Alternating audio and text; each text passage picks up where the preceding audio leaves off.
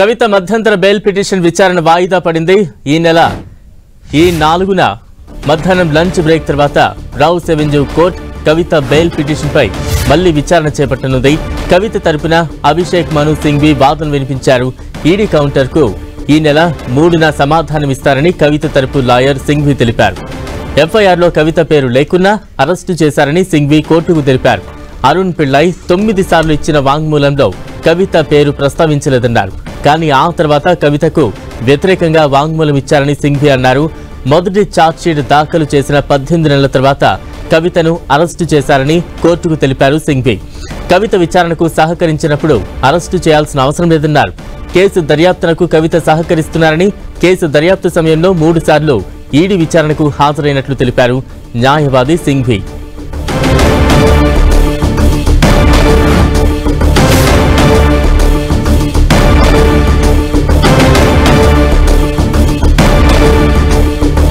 మరింత అప్డేట్స్ అందించేందుకు మా ప్రతినిధి గోపి సిద్ధంగా ఉన్నారు. Gopi, Delhi liquor policy money laundering కేసులో కవిత మధ్యంతర బెయిల్ అలాగే సాధారణ బెయిల్ పిటిషన్ల పైన ఈ రోజు రౌజగంజ్ కోర్టులో విచారణ జరిగింది. కవిత తరపు సీనియర్ న్యాయవాది అభిషేక్ మను సింఘ్వి వాదనలు వినిపించడం జరిగింది. ఇటు సాధారణ బెయిల్ అలాగే మధ్యంతర బెయిల్ రెండు కోర్టుకు తెలిపారు. అయితే ఈ రోజు మధ్యంతర బెయిల్ పైనే కేసు మిస్ అయినప్పటికీ కూడా సాధారణ బెయిల్ అడుగుతున్నారని చెప్పి ఈడీ తరపు న్యాయవాదులు చెప్పారు. అయినప్పటికీ ఏ విషయానికైనా సరే మేము సిద్ధంగా ఉన్నామని చెప్పి ఇటు ఈడీ వైఖరి పైన ఇటు కౌంటర్ ఫైల్ చేయడం జరిగింది. కవితకు మధ్యంతర అలాగే సాధారణ బెయిల్ ను వ్యతిరేకిస్తూ కోర్టులో కౌంటర్ ఫైల్ చేయడం జరిగింది ఈడీ. అయితే ఈ కౌంటర్ పైన కోర్టులోనే విచారణ సందర్భంగానే ఈ కౌంటర్ ఫైల్ చేయడంతో దీనిపైన రిజాయింట్ దాఖలు చేయడానికి సమయం కోరారు కవిత తరపు న్యాయవాదులు. ఏప్రిల్ 3వ తేదీ సాయంత్రానికల్లా రిజాయింట్ దాఖలు చేస్తామని చెప్పి కోర్టుకు తెలపడం జరిగింది. తదుపరి విచారణ ఏప్రిల్ 4 మధ్యాహ్నం 2:30కి కోర్టు వాయిదా వేయడం జరిగింది. అయితే ఈ సందర్భంగా అభిషేక్ మను సింఘ్వి కవిత తరఫున కొన్ని కీలక వాదనలు వినిపించడం జరిగింది. ఈ కేసులో కవితను అరెస్ట్ చేయాల్సిన అవసరం లేదు.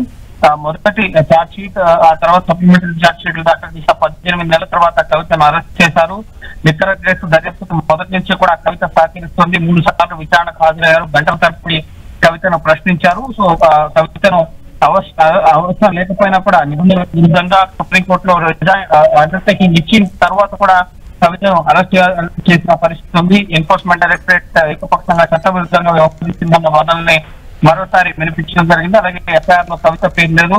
అరుణ్ పిళ్ళై 9 సార్లు ఇచ్చిన వాస్తవానికి ఎక్కడా కవిత పేరు చెప్పలేదు. కానీ ఆ తర్వాత కవిత వ్యతిరేకంగా స్టేట్మెంట్ ఇచ్చారు. అలాగే బుచ్చిబాబు కూడా బుచ్చిబాబుని ఈడీ అరెస్ట్ చేయలేదు. కానీ బుచ్చిబాబు కవితకు వ్యతిరేకంగా స్టేట్మెంట్ ఇచ్చారు. కానీ ఢిల్లీలో జరిగిన సమావేశాలకు సంబంధించిన తేదీల గురించి తనకు తెలియదని కూడా కాంట్రడిక్టరీ గా స్టేట్మెంట్స్ ఇచ్చారు. సో నిందితులు ఇచ్చిన వాంగ్మూలాల్లో కూడా భిన్న అంశాలు పేర్కొన్నారు.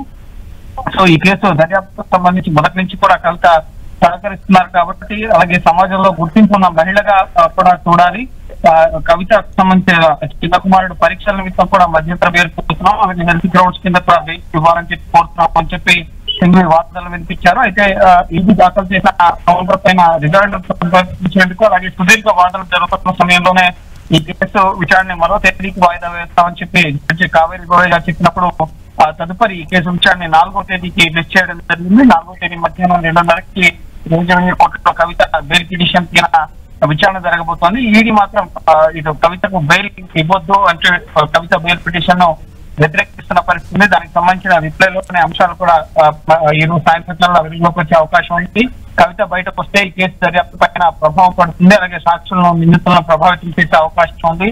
రాజకీయంగా ఇన్ఫ్లుయెన్స్ చేయగల వ్యక్తి. అలాగే ఈ కేసులో కవిత చాలా కీలక పథకదారిగా ఉంది. సౌత్ గ్రూప్ నుంచి 100 కోట్ల ముడుపుల్ని ఆమ్ ఆద్మీ పార్టీ విజయనాథ్ ద్వారా అందజేశారన్న అంశాలను కూడా ఈ రిప్లై లో ఈడీ ఫైట్ చేసినట్లుగా తెలుస్తోంది. సో ఈడీ అయితే కవితకు మధ్యంతర బెయిల్ అలాగే రెగ్యులర్ బెయిల్ సాధారణ బెయిల్ రెండింటినీ కూడా వ్యతిరేకిస్తున్న పరిస్థితి ఉంది. అయితే కోర్టు ముందు ఈ కేసు విచారణ 4వ తేదీ మిస్ అయింది కాబట్టి సో ఈడీ కౌంటర్ కి ఎటువంటి రిజాయింటర్ కవిత తరపు న్యాయవాదిని ఫైల్ చేస్తారు. అలాగే కవిత తరపు న్యాయవాదుల అభ్యర్థాన్ని కోర్టు పరిగణలోకి తీసుకుని కవితకు మధ్యంతర బెయిల్ ఇస్తుందా లేదా అనేది ఏప్రిల్ 4వ తేదీనే ప్రకటించబోతోంది. అలాగే కవితకు జైల్లో కల్పించాల్సిన వస్తువులకు సంబంధించి కూడా కోర్టు ఈ రోజు కొన్ని అంశాలని అనుమతించడం జరిగింది. జైల్లో కవితకు ఇంటి భోజనం అలాగే పుస్తకాలతో పాటుగా 10 పుస్తకాలని కవిత అడిగినట్లుగా తెలుస్తుంది. అలాగే మెడిటేషన్ చేసుకునేందుకు జపమాల అలాగే ఒక స్పోర్ట్స్ షూ కూడా రౌజగంజ్ కోర్టు ఈ రోజు అనుమతించడం జరిగింది.